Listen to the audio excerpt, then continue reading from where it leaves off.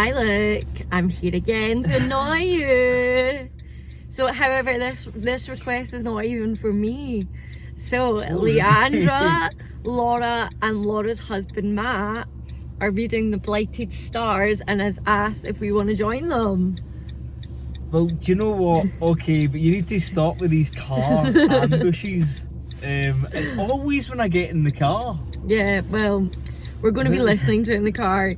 So we are going to start this book today. Woo! So we've listened to the first 2 chapters of, oh my goodness.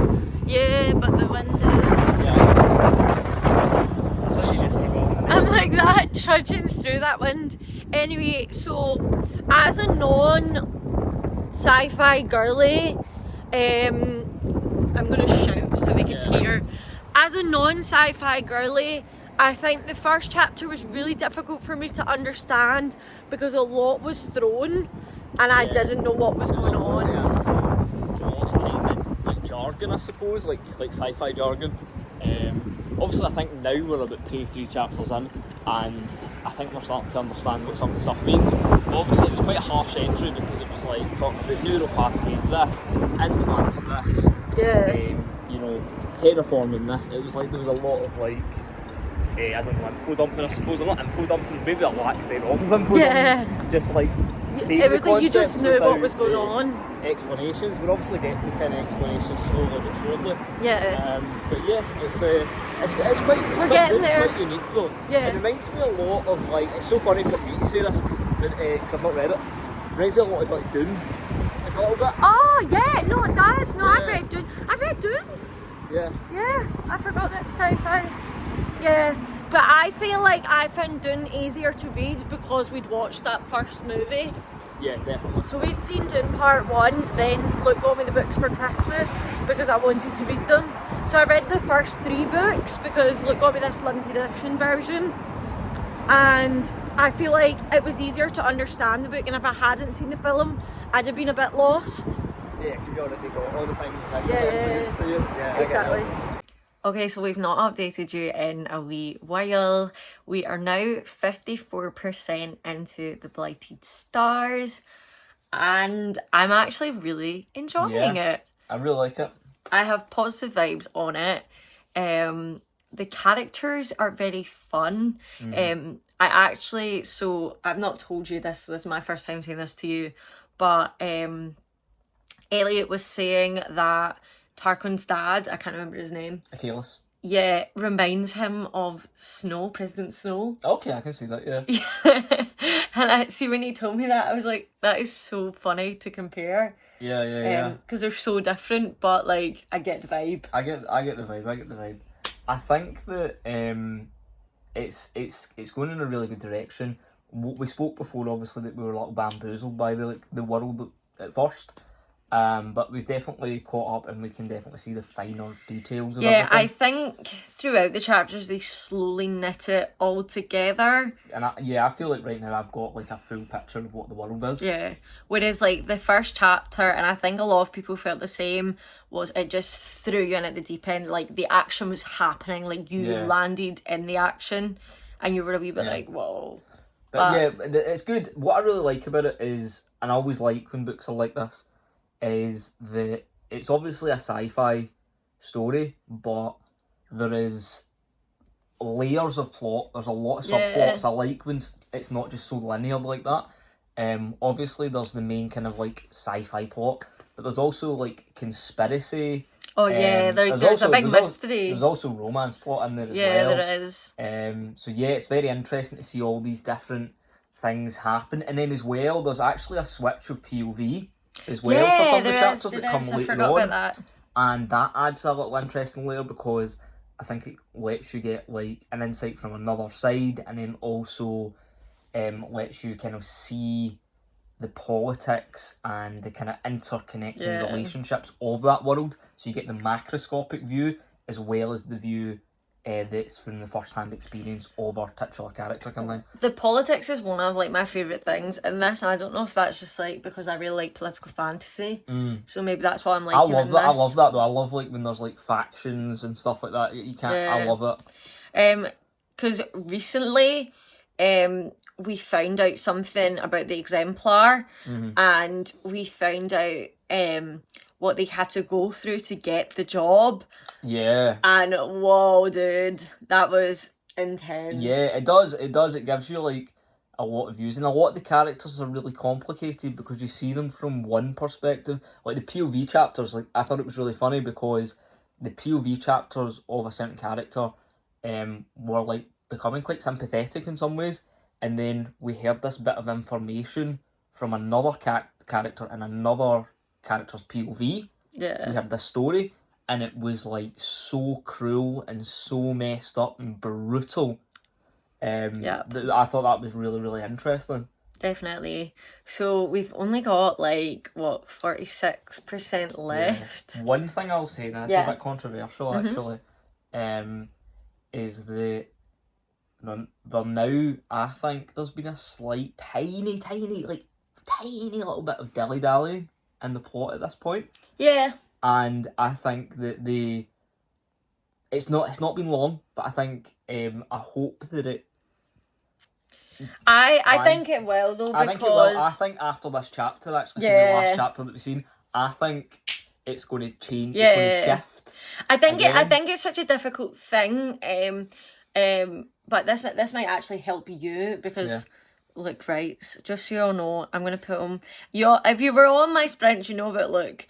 But he writes, and this will like kind of help you because the characters, they're all kind of like stuck on this planet and like they're stuck in the one place, and I think that's maybe the issue as to why it feels so stuck. Yeah, I think the location of that, I think something's going to change, or at least some of the tonality, but it had been in this kind of longer kind of stretch. And very repetitive. Every day seemed to be the same. It felt like we were really spending the week there with them.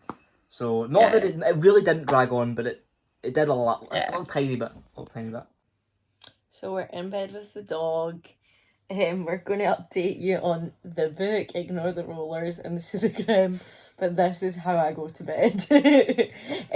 So yeah, we have just came across an amazing plot point in the book where, how far are we in? We're like a good... Yeah, we're well over half. I think that we're like probably closer to the 75% mark. Yeah. I think, the book, I don't think we've updated in a while. I think the book is taking like a really interesting turn. I think I spoke about how there was some interesting plot points and it was like a multi-layered plot. I think like another part of the plot has like... A subplot is connected to the main story, and it's really interesting. It is. It's a really interesting plot, and it makes sense. It makes sense to like things with like the ship's AI. It makes sense with like some of the ways that people have acted. It actually knits it together really nicely. There's a really nice kind of answer to some of the conspiracy, but that leads us on to something else. Me being me, not me guessing, another big plot point once more. It's quite predictable. I'm just like, this is every book. I'm sick of this because it's funny because obviously we don't tell you the spoilers because we don't want to ruin it for people that want to read it, because I do recommend. We're enjoying it still. We're enjoying it so far. To go. But literally my anger has been that every plot point that I've guessed has practically been the same plot point. Yeah. All these books that I've been reading. I just thought about that. The plot I know point what you're I've been talking guessing. about. Yeah. If you watch some of our other books, you might actually start to guess the plot point that we're hinting at. But yeah, there was this one really well done kind of plot point when I was talking about the conspiracy plot, and it was amazingly done, and it did actually like catch me for the side. Yeah. But they've like tried to put this other like, here's a twist, and it was like they telegraphed it about 20 chapters before it happened, and I was just sitting, it was like pulling teeth. We were just sitting like, right, okay, come on now, just tell us that thing's happened. We all know that it's happened. You're not fooling anyone, we all know. Literally. And so that was that actually did lose, like, for me, I was sitting at this point, actually, I was looking pretty close to a 5. Yeah. 5 stars. I'm like a 4.5 at the moment. But no, mine's dropped to 4.5. Yeah. It was just, I don't know, I just thought it was quite badly done. Yeah. Yeah, and I was just like, oh, okay. Like, I was so disinterested. So we will talk more when we know more. Yeah. And just like that, we are finished. It is over. What a whirlwind. It's definitely a book that I would recommend, especially really like if you're looking to read more sci-fi. I think this is generally a good one. It reminded us a lot of The Travellers, if you've seen that on Netflix. If you've not seen that on Netflix, also check that out because it's so underrated. Yeah. We loved it, and then it just ended, which was quite sad. But the book, so last time we spoke, I think we were on like 4.5 star-ish, and it kind of was sitting there. However, guys, I hate to do this because it is such a good book. Like, I do recommend it. Yeah, it was amazing plot points, amazing story, Great setting, characters. lots of layers to the plots, great diverse set of characters. The characters themselves, some of them were really like nice and lovable and things like that. And had great journeys, etc. But I'll let you. But we're going to give it a 4-star, sheerly just because the end is clearly written with the second book in mind. Yeah.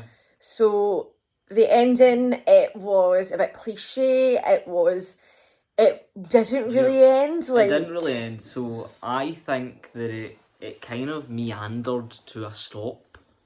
The end, and there's a way to do that, and I don't think it achieved it. So I always take. Excuse me. Cheeky. I always take, clearly Harvey disagrees. I always take that you can end a book like the not on the action. You know what I mean? So obviously the action had wrapped up and it just kind of meandered to a stop, but it wasn't done well. I don't think. I think a great example of where this is done well is in like the Percy Jackson books. Usually they deal with the main threat of the book.